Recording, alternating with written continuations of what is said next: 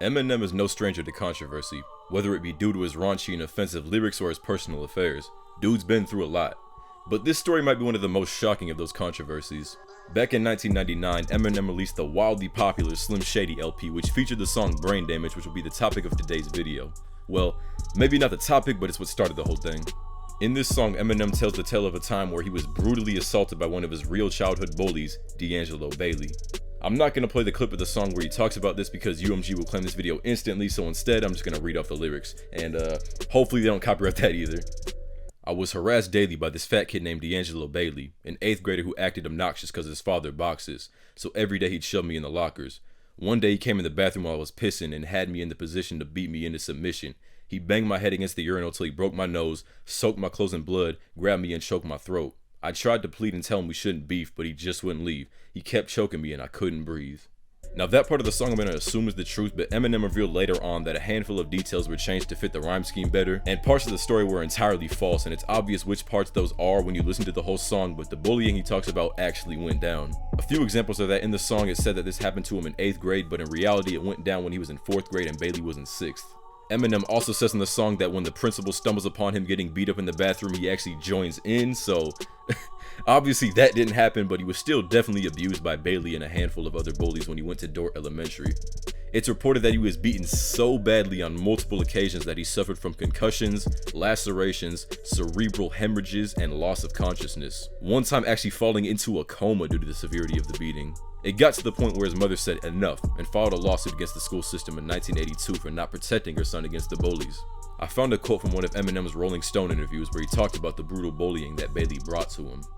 That's a lot of B's right there. Mother effer used to beat the shit out of me. I was in 4th grade, he was in 6th. D'Angelo Bailey. I'll never forget that kid. It's clear that Bailey traumatized the young M, so it makes what he does about the song that makes him seem like even more of a scumbag.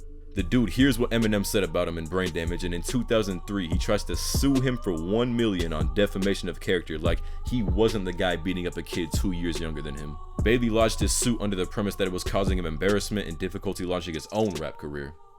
That's just unbelievable.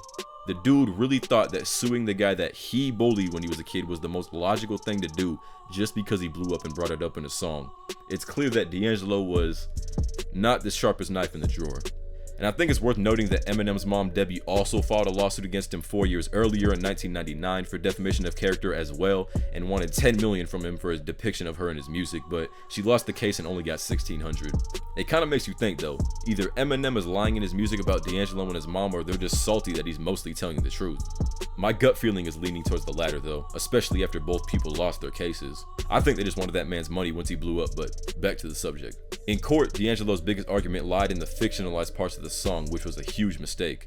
Bailey's lawyer argued that Eminem made it all up to create sympathy about his upbringing, stating, Eminem is a Caucasian male who faced criticism within the music industry that he had not suffered through difficult circumstances growing up and was therefore a pretender in the industry.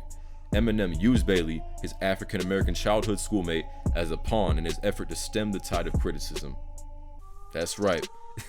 This man really tried to make this a race thing when that was simply not the case. The statement was even negated by Bailey himself when he said, there was a bunch of us that used to mess with him, you know, bully type things. We flipped him right on his head at recess. When we didn't see him moving, we took off running. We lied and said he slipped on the ice. He was a wild kid, but back then we thought it was stupid. You just can't make this stuff up. I don't know how D'Angelo Bailey and his attorney walked into that courtroom thinking they were gonna win. Their argument was that Eminem made it seem like he got it much worse than he did, but it was severe enough for Debbie Mathers to sue the school system over it, and I'm sure there are medical records of his condition as he was hospitalized at least once due to the attacks. So I think it's pretty clear that it was as bad as Eminem made it seem. Bailey literally proved the realities of the song to be true by admitting to the bullying, and the fictionalized parts were just that. Fiction.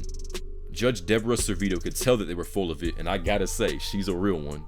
She dismissed the case, but not before spitting her own set of bars. She literally wrote her own rap. She wrote, Mr. Bailey complains that his raps are trash, so he's seeking compensation in the form of cash. Bailey thinks he's entitled to some monetary gain because Eminem used his name in vain. The lyrics are stories no one would take as fact. They're an exaggeration of a childish act. It is therefore this court's... I messed that up really bad. It is therefore this court's ultimate position that Eminem is entitled to summary disposition.